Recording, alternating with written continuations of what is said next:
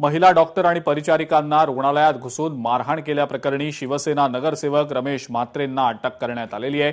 हे प्रकरण उघडकीला आल्यानंतर 24 तास उलटून सुद्धा म्हात्रेंना अटक झालेली नव्हती आणि त्यामुळे संताप व्यक्त करण्यात आलेला होता। सोशल मीडियावर हॉस्पिटलमधलं मारहाण करतानाचं सीसीटीव्ही फुटेज व्हायरल झाल्यानंतर या गुंडगिरीच्या विरोधात, मुजोरीच्या विरोधात संताप व्यक्त होत होता।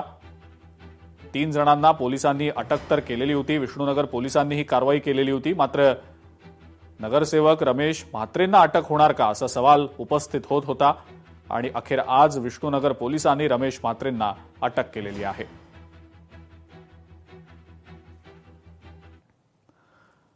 डोंबिवलीतल्या रुग्णालयातील डॉक्टर आणि महिला कर्मचाऱ्यांवरच्या मारहाणी प्रकरणामध्ये विष्णुनगर पोलिसांनी इतर 3 जणांना सुद्धा अटक केलेली होती आणि त्यांना आता 10 जुलैपर्यंत पोलीस कोठडी सुनावण्यात आलेली आहे।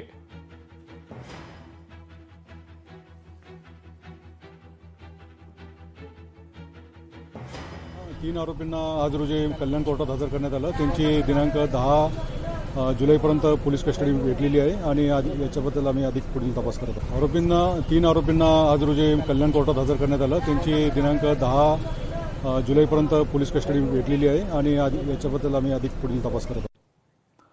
डोंबिवलीतील रुग्णालय मारहाण प्रकरणामध्ये आता नगरसेवक रमेश म्हात्रे यांनी सकाळी पत्रकार परिषद घेत मी महिला डॉक्टरवर हात उचलला नाही, आमची तक्रार ऐकून घेतली जात नव्हती म्हणून हातावर केवळ फटका मारला असं स्पष्टीकरण देत दिलगिरी देखील व्यक्त केली। आम्हाला बाळासाहेबांची शिकवण आहे, महिलांवरती हात उचललेला नाही आणि उचलणार सुद्धा नाही असं सुद्धा रमेश म्हात्रेंनी म्हटलं होतं। जी काही घटना झाली त्याबद्दल मी पहिला दिलगिरी व्यक्त करतो आणि मी ठासून सांगतो या ठिकाणी मी महिला डॉक्टरवर हात उचललेला नाही। ही जी टीव्ही फुटेजमध्ये, सीसी कॅमेरा फुटेजमध्ये जे येते, कॅमेऱ्याचा अँगल येत असेल, ती महिला डॉक्टर माझ्या मुलीसारखी आहे म्हणून ती म्हणतो, एकेरी उल्लेख करतो ती माझ्या मुलीसारखी आहे। तिचे मॅरेज झाले का नाही ते पण मला माहिती नाही।